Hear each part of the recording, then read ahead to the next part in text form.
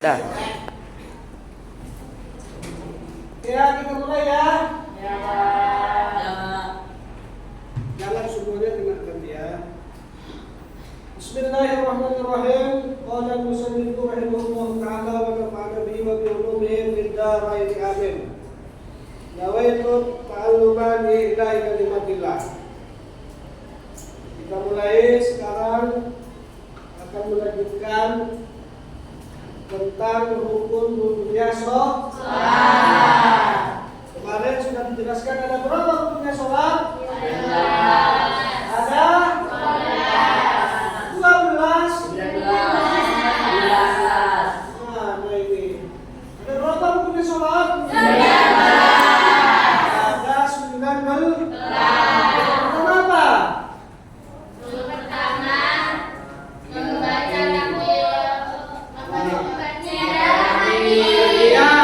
Rukun sholat yang pertama adalah niat dalam hati. Yang kedua, takbiratul ihram. Yang ketiga, membaca surat Al-Fatihah.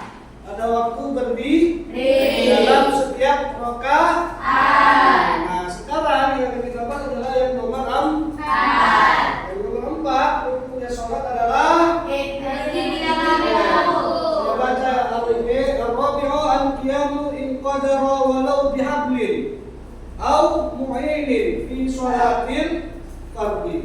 Al-khamsu al-ruku'u bi an yanhaniya min ghairi irha'i rukbatayhi hatta tanala rahatahu rukbatayhi.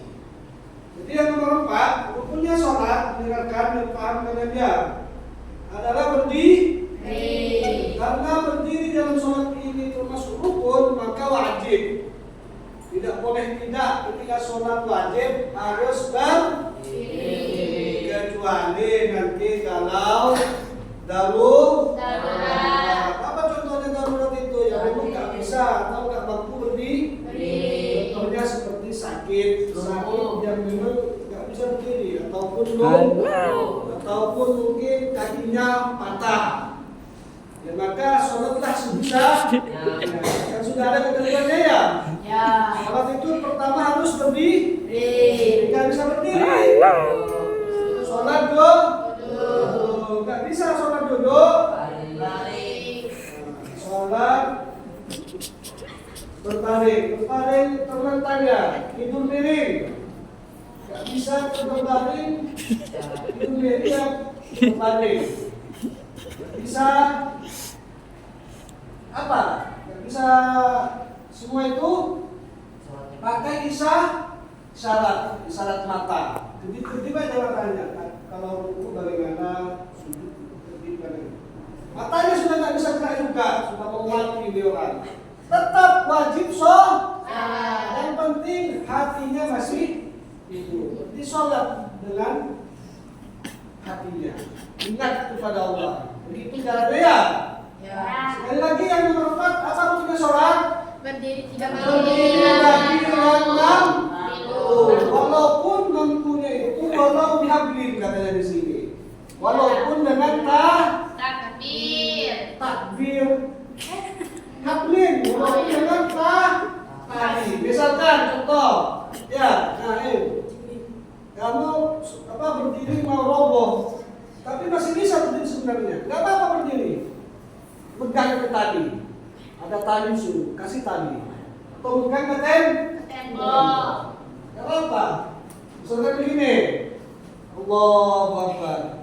Ya, pokoknya masih mampu berdiri. Ataupun katanya di sini, au mu'inin katanya. Atau dengan orang yang membantu. Kalau berdiri sendiri nggak bisa, roboh. Tapi sebenarnya masih bisa berdiri, maka ajak temannya, sini. Mana? Nah, saya nggak mampu berdiri, kalau berdiri sendiri saya jadi saya bersandar kepada ini. Allahu Akbar. Ikhlana. Orang yang menolong atau orang yang membantu itu. Paham ya? Jangan dikit-dikit sakit langsung duduk, nggak bisa. Paham? Selama masih bisa berdiri, harus berdiri. Walaupun sandal, misalkan tahu tali, Oh, jaro. kalau ada orang temennya jangkang temennya atau megang ke temennya itu tata caranya tidak bisa serta-merta langsung duduk. Namun kenyataannya saya sering nampak melihat di masjid ini awalnya berdiri, tiba-tiba duduk. Padahal sebenarnya masih bisa berdiri. Batasan itu sekiranya kalau memang sudah sungguh-sungguh tak bisa lagi berdiri baru, ataupun tak bisa berdiri sendiri tapi masih ada bantuan, ya berdiri dengan bantuan itu. Tadi saya katakan tali kah, atau apa, bukan, kalau jandar gimana gitu. Itu caranya. Itu terjadi dalam sholat fardu. Sholatil fardu. Terus rukunnya sholat yang nomor 4. Ingat harus berdiri, tidak boleh tidak selama masih mampu. Yang kelima, al-khamis ruku' yanhaniya min ghairi irha'i rukbatayhi hatta tanala rahatahu rukbatayhi. Itu yang kelima, rukun sholat yang nomor 5 adalah harus ruku'. Jadi ruku' itu wajib. Kenapa wajib? Karena orang sholat tak ruku' ya sah sholatnya ya. Bagaimana pengertian ruku'? Nah, bagaimana caranya ruku'? Nah, ini langsung praktik nih, biar paham. Sini lagi mana? Nih, ruku' itu adalah harus, coba perhatikan kitabnya, harus bi'ayyan haniya min ghairi irkha'i rukbatayhi ala tanala rahatahu rukbatayhi. Apa itu artinya? Harus merunduk. Nah, merunduk tanpa mengendorkan lututnya sekiranya dua telapak tangannya dapat memegang di depan lututnya. Jadi yang dimaksud ruku itu, saya perhatikan sendiri langsung ya, merunduk. Dua tangan memegang dua lutut. Ya, tanpa lutut ini dikendorkan. Gimana dikendorkan? Gini. Ini kendor tidak boleh kayak gini nih. Kayak mau orang gimana kalau kayak gini ya. Harus tegak. Lututnya tegak, dipegang lututnya. Ikutin Nana. Lebih sempurnanya itu sudah ruku namanya. Tapi kalau pengen lebih sempurna maka harus diluruskan. Punggung ini dilurus. Coba. Bengkok. Ini gimana kamu lurus kira-kira? Nah. Wis. Ini lurus nih punggungnya. Agak ke atas sedikit nah. Kepala nggak boleh tunduk. Nah, ini lurus juga.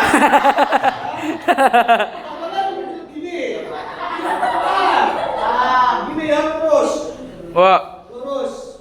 Itu sempurnanya. Kalau nggak lurus Pak, siapa yang Ya kalau nggak lurus yang penting sudah menunduk, sudah dianggap ruku itu. Tapi kalau pengen lebih sempurna seperti tadi ya. Itu caranya ya. Pokoknya asal menunduk, ini megang dua lutut. Nah, sebenarnya kalau kayak gini ya sah-sah saja. Cuma jangan dibuat-buat, jangan dibuat. Alah. Oke, bisa dipaham. Bisa. Yang nomor itu ya, nanti ini ada soal nih, masuk nih. Apakah yang dimaksud ruku? Bagaimana jawabannya? Ruku adalah harus merunduk tanpa mengendorkan lutut. Ya, sekiranya kedua telapak tangan dapat. Nah, kadang-kadang kita lihat ya, ada orang ruku itu yang dipegang bukan lututnya tapi betisnya. Allahu Akbar. Nah ini nggak sesuai berarti ini, walaupun sebenarnya sudah ruku karena sudah merunduk. Karena yang dimaksud ini lutut dipegang. Ya. Kamu kalau soal gimana? Bengkok. Kecuali kalau cacat belum bengkok.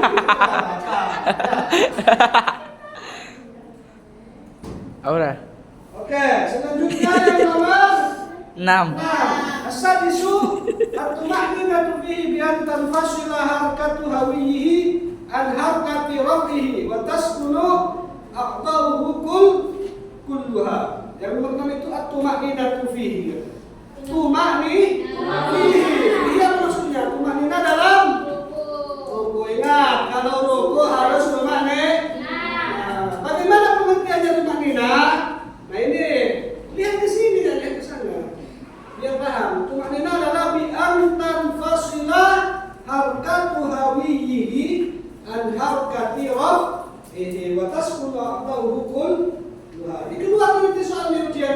sedang akhir. Coret itu soal tuh. Tadi juga. Tumak nina adalah memisah gerak turun pada ruku dan gerak berdiri dari ruku. Artinya ada memisah, jangan langsung. Contoh yang langsung bagaimana? Begini, lihat. Allahu Akbar. Nah ini kan ada pemisahnya ini langsung. Kan ada orang yang seperti itu yang cepat-cepat sholat ya. Kenapa? Maka jangan sholat jangan cepat-cepat. Kasih jeda. Allahu Akbar.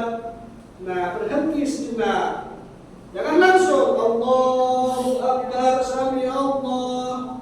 Nah ini dia betul gitu ya. Berarti tidak ada tumak Tumanina. tadi sudah jelas tumak nina itu ya. Apa tumak nina? Memisah gerak turun pada rukuk dan gerak berdiri ya. Pisah ketika turun dan berdirinya itu. Kasih jeda dari rukuk dan menenangkan semua anggota badannya. Tenangkan. Allahu Akbar. Tenang dulu. Nanti jangan goyang-goyang. Goyang-goyang nanti kasar nanti. Ada gerakan dalam sholat nanti ya. Bisa dipaham? Bisa. Tuh. Bagus, Aura.